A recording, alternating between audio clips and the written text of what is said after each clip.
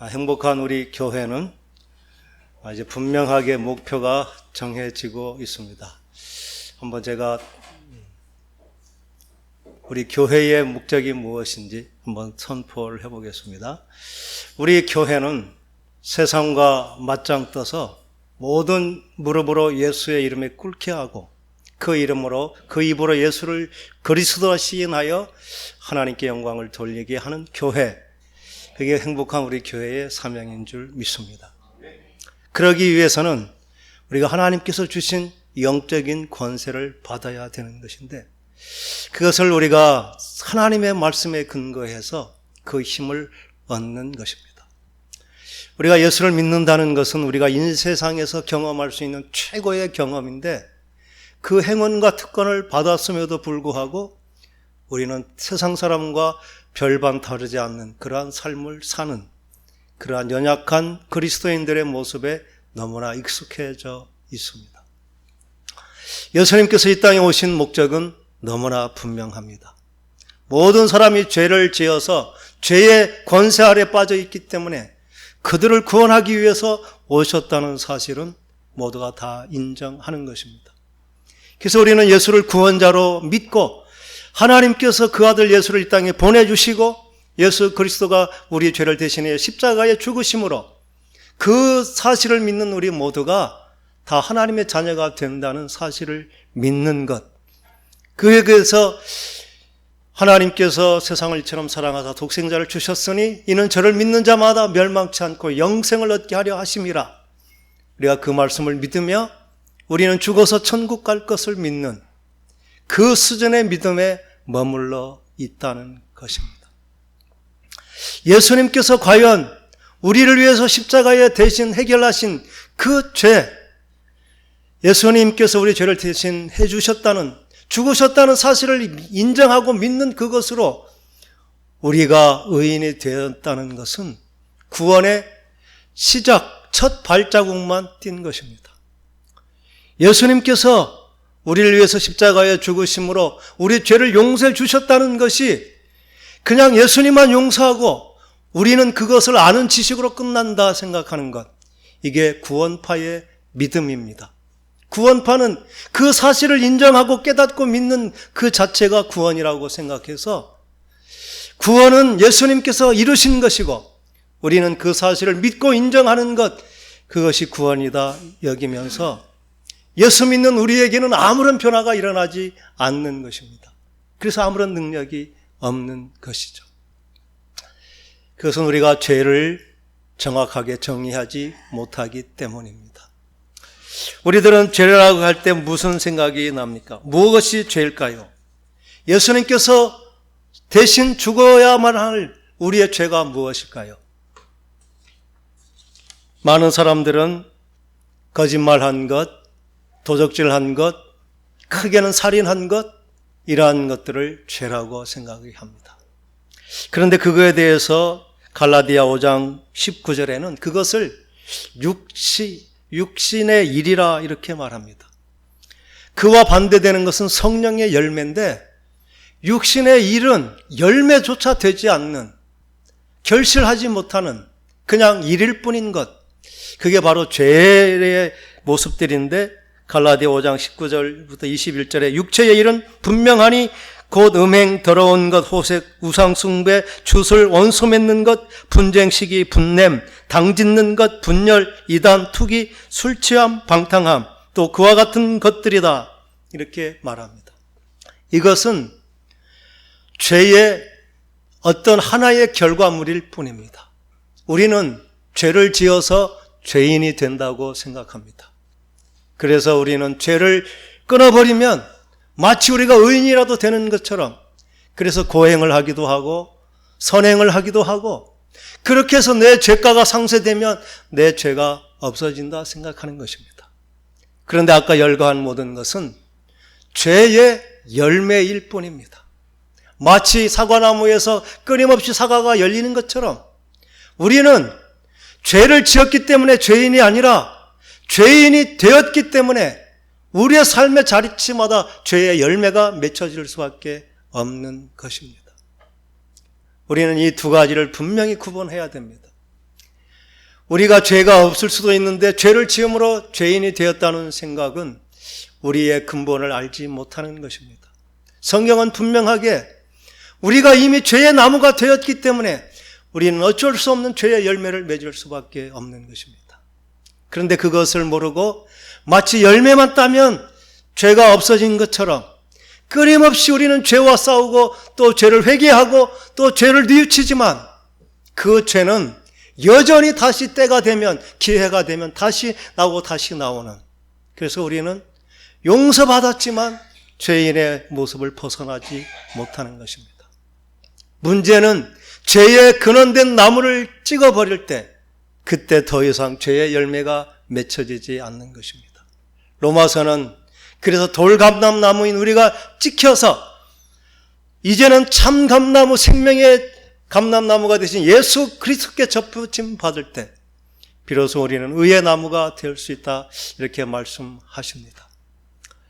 이 죄의 근원은 마치 배에 구멍이 나서 물이 새어 들어오는데 우리는 그 물만 푸면 될 것으로 끊임없이 물을 푸지만 우리는 항상 죄에 젖어 있는, 그것은 그 죄가 들어오는 그 구멍을 막지 않은 채 계속 물만 푸기 때문인 것입니다.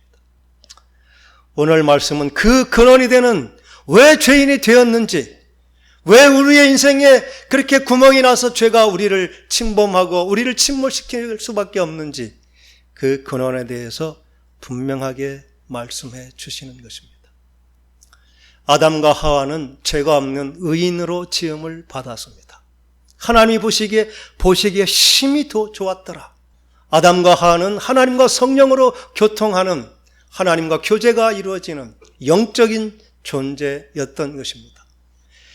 그 지혜가 얼마나 뛰어난지 모든 동물의 이름을 짓고 하나님이 창조하신 그 창조의 섭리에 하나도 어긋남이 없도록 정확하게 그 일을 판단할 수 있는 그 능력과 그 지혜가 있는 존재, 그게 바로 우리의 본 모습인 것입니다. 그런데 그런 아담이 죄인이 되어버렸고 그 하나님을 잃어버렸고 그 지혜와 권세를 잃어버린, 그게 바로 죄라고 하는 것입니다.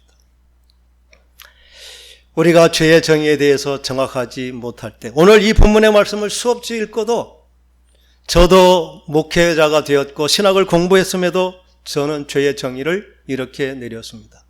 하나님께 불순종하는 것, 그래서 하지 말라고 한 것을 행한 것, 그것이 죄라고 여겨서 이 순종하면 될 것이다, 이렇게 생각하고 있었습니다. 그런데 그것은 근본적인 문제가 아니었습니다. 왜 그 하나님과 교제하던 그 아담으로 하여금 죄인이 되게 하셨는지, 죄인이 되게 했는지, 그 근본 죄는 선악과를 따먹을 수밖에 없도록 만든 근본 동기는 다른 데 있었다는 것입니다. 그 근원이 바로 우리가 읽은 말씀 가운데 있는 것입니다. 우리가 의인이 되는 것은, 아담과 하와가 의롭게 살았던 것은 그가 하나님의 말씀을 듣고 그 말씀을 믿고 순종할 때 그는 의인이 되었던 것입니다. 그 의인이 죄인이 되는 과정은 너무나 단순합니다. 사탄의 말을 듣고 그 말을 믿고 행할 때 의인이던 아담이 죄인이 되어버린 것입니다. 그러면 죄인된 우리가 어떻게 또 의롭게 될 수 있습니까? 여전히 동일합니다. 죄인된 우리가 생명 되신 하나님의 말씀을 듣고 믿고 순종하고 따르면 죄인이 우리가 다시 의롭게 되는 줄 믿습니다. 이게 구원의 길입니다. 오늘 주신 말씀은 죄의 근원이 어디서 오는지 분명히 말씀해 주는 것입니다. 죄는 인간에게서 시작된 것이 아닙니다. 마치 하나님께서 곡식을 알곡을 뿌려놓는데 거기에 밤에 가라지를 뿌린 것처럼 죄는 덧뿌려진 그러한 것입니다. 그 죄는 사탄이 뱀의 입을 통해 인간의 마음속에 뿌려놓은 거짓 것, 그게 바로 죄라고 하는 사실입니다. 그래서 우리가 이 죄가 무엇인지 분명하게 알고 그 죄를 예수의 이름의 권세로 끊어낼 수 있을 때 우리의 삶은 놀랍게 변화되는 것입니다. 우리는 적어도 물만 들어오는 구멍만 제대로 막아도 그 배는 점점 이제 습기가 제거되면서 아주 촉촉한, 그리고 아주 정말 상쾌한 그런 아주 좋은 배가 되듯이 우리의 인생이 그렇게 죄를 이기고 거듭난 생명의 사람으로 사는 그 힘을 얻게 되는 것입니다. 이 시간 그러한 은혜를 받는 저와 여러분 되기를 간절히 소망합니다. 그 첫 번째 죄라고 하는 것이 바로 이 뱀의 입을 통해 말해진 사탄의 거짓말. 첫 번째, 두 번째, 세 번째, 그 한 가지만 거짓말이 아니라 사탄의 말은 처음부터 거짓이고 속이는 것이고 죽이는 것이라는 것입니다. 오늘 말씀 가운데 사탄이 뱀의 입을 통해 한 모든 말이 다 죄의 근원이 되는 것입니다. 그 첫 번째가 바로 4절의 말씀처럼 뱀이 여자에게 이르되 결코 죽지 아니하리라. 하나님은 선악과를 따먹으면 반드시 죽으리라, 죄의 삭은 사망이라 이렇게 분명히 선언했지만 사탄의 거짓말은 너희들 그것을 따먹어도 결코 죽지 아니한다. 사람은 사탄의 말을 듣고 선악과를 따먹고 결국 죽게 되었습니다. 아담과 하와는 생명 과일을 먹으며 영원히 사는 존재로 지음 받았는데 이 사탄의 말에 듣고 순종한 그때부터, 선악과를 따먹은 그때부터 인간에게는 죽음이라는 것이 들어왔다는 것입니다. 그럼에도 불구하고 우리는 하나님의 말씀보다 사탄의 말이 더 세뇌되어서 결코 죽지 않을 것이라는 말이 우리에게 들려지는 것입니다. 세상 사람들은 죽음을 받아들이지 못합니다. 죽을 것이라는 것은 알고 있죠. 왜냐하면 우리 할아버지, 할머니도, 아버지도, 또 우리 친구들도 죽는 것을 보았기 때문입니다. 그리고 사람은 죽는다는 것을 알기 때문입니다. 그런데 내가 오늘 죽을 수 있다는 것은 결코 믿으려고 하지 않습니다. 언젠가는 죽겠지만 그 죽음은 마치 영원한 것처럼 10년, 아니 20년, 아마 그 후에 우리는 70이 돼도 80이 돼도 죽을 수 있다는 생각은 하지 않습니다. 그것은 우리가 죽음을 영원히 살 것이라는 생각을 갖는다는 것이 아닙니다. 내가 죄 때문에 죽게 되고 심판받을 것이라는 사실을 결코 인정하지 않고 마치 영원히 살 것처럼 이렇게 죽음을 생각하지 않고 산다는 것입니다.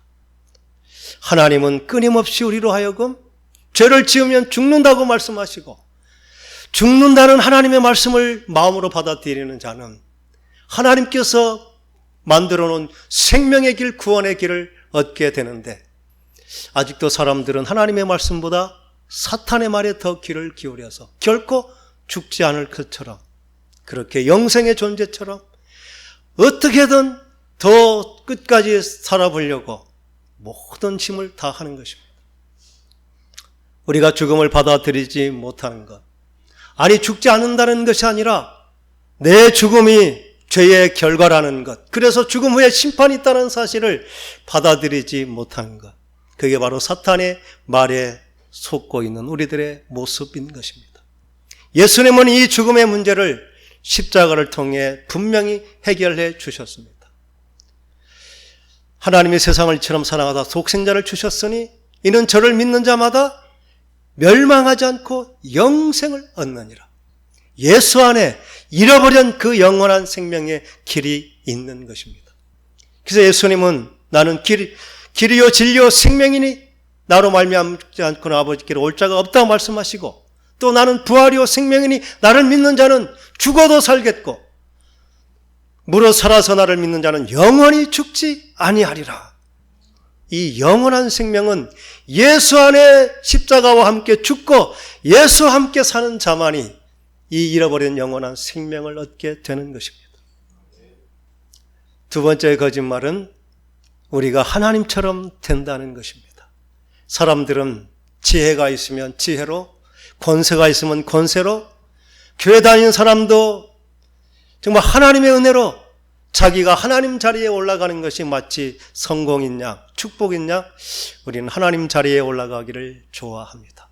높아지는 것, 그래서 마치 내가 하나님처럼 모든 것을 판단하고 다스리는 자가 되는 것, 그것을 우리는 성공이라 생각하고 축복이라 여깁니다. 그런데 놀랍게도 너희가 하나님처럼 되라, 하나님 자리에 올라가라고 부추긴 것은 하나님이 주신 축복이 아니라 사탄의 유혹이었다는 것입니다. 우리는 많은 교회들이 성공한 것을 보게 됩니다. 열심히 기도하고 노력해서 하나님의 은혜로 그는 부와 명예 그리고 거대한 교회를 이루지만 그것으로 그들은 마치 하나님처럼 자기 교회, 자기의 이름을 위해서 자기가 하나님처럼 군림하는 모습들을 보게 됩니다. 이게 죄인지 모르고 우리는 예수 믿으면서 예수의 이름으로 사탄이 부추긴 그 성공을 이루면서도 그것을 죄로 여기지 못하는 것입니다. 하나님은 그렇게 높아지라고 말씀하지 않았습니다. 예수님께서는 친히 하나님과 동등됨을 취할 것으로 여기지 아니하고 자기를 비워 종의 형체를 가져 죽기까지 낮아지심으로 예수님은 하나님 자리에 올라가는 것이 아니라 내려가는 것이 축복이고 내려가는 것이 사는 길임을 분명하게 보여주셨습니다. 우리는 교회 다니는 목적이 마치 점점 성공의 단계를 올라가서 메슬로우의 그 욕구 이론처럼 자아를 실현하는 단계까지 올라가는 것, 그것이 마치 하나님께서 예비하신 축복인 양 우리는 그것을 추구하고 그렇게 되면 복을 받았다 생각합니다. 그런데 하나님께서는 그렇게 높은 자리가 우리의 인생의 목적이라고 말씀하지 않았습니다. 이 말씀은 우리가 그 복을 누리면 안 된다는 것이 아닙니다. 그것이 우리의 인생의 목적이 되고 그게 목표가 되어서는 안 된다는 것입니다. 사탄이 준 것은 그럴듯하고 좋아 보인 것입니다. 우리는 이 높아짐의 유혹, 그래서 모든 사람이 나를 우러러보게 되는 것, 그래서 내가 드러나고 내가 마치 하나님처럼 군림하는 것, 그것을 성공이라 여긴다면 우리의 인생은 결코 하나님이 원하는 성공이 아닌 것입니다. 세 번째는 우리 눈이 밝아져서 마치 우리가 선악을 판단한 기준을 안 것처럼 된다는 것입니다. 우리는 죄를 범한 순간 영적인 눈이 어두워져 버렸습니다. 그래서 하나님을 알지도 못하고 또 내가 누렸던 그 모든 것을 다 잃어버렸음에도 불구하고 그것을 알지 못하는 영적인 소경이 되어버렸는데 우리가 보게 된 것은 죄의 모습만 보게 된 것입니다. 그래서 우리는 내가 아는 것으로 다른 사람의 허물, 다른 사람의 문제, 그런 것만 보게 되고 그것을 마치 내가 선악을 판단하는 판단자가 된 것처럼 내가 아는 것으로, 경험한 것으로 모든 사람을 정죄하는 것입니다. 그러면서도 죄인지 모르고 내가 아는 것으로 누구는 뭐가 잘못됐고 김 집사는 뭐가 나쁘고 목사님은 뭐가 잘못됐고 그 모든 문제에 대한 지적을 하게 되는 것입니다. 결코 죄의식을 갖지 않고 우리는 성령을 받을 때에 그게 죄인임을 비로소 알게 되는 것입니다. 성령을 받았다는 것은 우리가 열심히 기도해서 방언하고 무슨 예언의 은사를 받았다는 것이 아닙니다. 하나님의 말씀이 깨달아지고 마음에 들려지고 하나님의 말씀을 바로 이해하게 될 때, 바른 판단을 받게 될 때, 이게 바로 성령을 받은 증거입니다. 그때 비로소 우리는 예수가 누구인지를 알게 될 것입니다. 우리가 성령을 받기 전에는 예수는 그저 많은 수많은 종교 지도자의 하나에 불과할 수도 있습니다. 그래서 다른 종교가 주는 그만큼 기대하면서 교회를 다니기도 합니다. 복을 받기도 하고 죄 용서함을 받기도 하는, 위로를 받기도 하는, 그런데 성령께서 밝게 깨달아질 때 예수가 하나님이신 것을 분명히 깨닫게 되는 것입니다. 그게 성령이 우리에게 가르쳐 주시는 것입니다. 두 번째는 우리가 성령을 받았을 때 깨닫게 되는 가장 중요한 것은 내가 죄인이라는 사실을 분명히 알게 되는 것입니다. 내가 얼마나 큰 죄인인지 하나님이 죽으셔야만 그 죄가가 치러질 만큼 나는 처절한 죄인임을 그때 깨닫게 되는 것입니다. 사도 바울은 율법의 의로 흠이 없는, 나는 떳떳하다, 나는 흠이 없는 자라고 이렇게 자랑했지만 그가 예수를 만났을 때 자신을 볼 때 얼마나 정말 죄인 중에 괴수임을 보게 된 것입니다. 하나님은 겉을 보는 것이 아니라 우리의 중심을 보시는 것입니다. 다른 사람에게 드러나지 않았지만 내 속에 추악한 죄가 있음을, 이 죄는 정말 내 의지로, 내 노력으로, 내 죽음으로 갚을 수 없는, 오직 하나님의 아들 예수가 대신 죽어야만 될 만큼 나는 죄인임을 분명하게 인정하게 될 때 우리는 비로소 겸손이라는 단어를 알게 되는 것입니다. 나는 아무도 판단할 수 없는, 그래서 나는 죄인임을, 그때 비로소 우리는 이 눈이 떠졌다는 것이 얼마나 죄인가를 알게 되는 것입니다. 그러한 깨달음을 얻는 저와 여러분 되기를 간절히 소망합니다. 세 번째 깨닫는 것은 내가 얼마나 존귀한 존재인가를 성령을 통해 알게 되는 것입니다. 내가 얼마나 존귀하고 소중하고 귀하면 하나님께서 그 아들 예수를 죽이기까지 하셨는지, 하나님은 나를 그렇게 존귀 여기셨기 때문에 아들까지 주신 존재, 그게 나의 가치라는 사실을 분명하게 인정하게 되는 것입니다. 그래서 우리는 어떠한 권세 명예 앞에서도 당당할 수 있는 것입니다. 결코 비굴하지 않는 것, 돈과 명예 앞에서도, 어떤 칼이 있는 위협 앞에서도 내 존재를 결코 부인하지 않는 것, 내가 그렇게 당당하고 귀한 존재이기 때문인 것입니다. 하나님께서 우리에게 주신 것은 바로 그것입니다. 그런데 우리는 그것을 알지 못하고 내가 경험하고 아는 그것으로 마치 내가 모든 것을 다 아는 것처럼 판단하고 정죄하고, 그러면서도 그것이 잘못인 것을 알지 못했던 것은 우리의 눈이 어두웠기 때문인 것입니다. 네 번째는 보암직도 하고, 먹음직도 하고 보암직도 하고 지혜롭게 할 만큼 탐스럽기도 하게 사탄의 말을 듣고 그것을 보니 그렇게 보였습니다. 요한 1서 2장은 이것을 육신의 정욕, 안목의 정욕, 이생의 자랑이라고 이렇게 표현합니다. 사람은 먹고 살기 위해 치열하게 노력하고 먹고 살만하면 자기 눈에 좋은 것을 취하게 됩니다. 우리는 처음에는 정말 5일장에 가서 옷 한 벌만 입어도, 5일째만 입어도 괜찮은 시절이 있었습니다. 그런데 조금 살기가 좋아지면 우리의 눈이 점점 높아지는 것입니다. 이제 백화점에 가게 되고, 더 돈이 있으면 명품점을 가게 되고, 그렇게 높아진 눈은 결코 낮아지지가 않습니다. 이게 마치 육신의 정욕, 안목의 정욕, 이생의 자랑을 추구하는, 그래서 끊임없이 그렇게 해서 뭘 하고 싶은 것입니까? 내 자랑을 하고 싶은 것이죠. 내 옷을 한번 봐라, 내 집을 봐라, 내 차를 한번 봐라, 내가 이루는 이것을 바라고 우리는 자기 자랑으로 사는 것, 그게 바로 마귀가 부추긴 최고의 것입니다. 그러면서 그 모든 것을 추구하는 것이 인생의 성공이라 여깁니다.